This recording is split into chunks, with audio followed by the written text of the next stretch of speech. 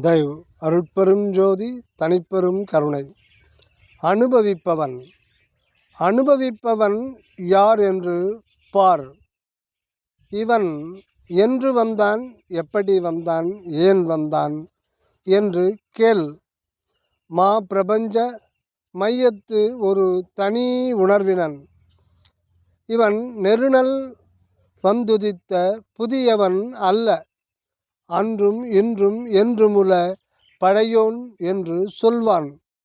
ஆனால் அவன் இற்றை தத்துவ நீ அன்று, ஒற்றை சத்துவ அவன் அன்றே. ஆம், அவனன்றே. நீ என்று தனி வேறு ஒன்று இல்லை. இயற்கையில் தானாக வந்து இவன் நானாக நின்றனன். அவன் வாழ்கின்றான். ஆம், அவன் தானே வாழ வந்திருக்கின்றான் இவனாக. You are the eternal existent of the inner truth. என்று நீ, அன்று நான் உன் அடிமை அல்லவோ. அடிமை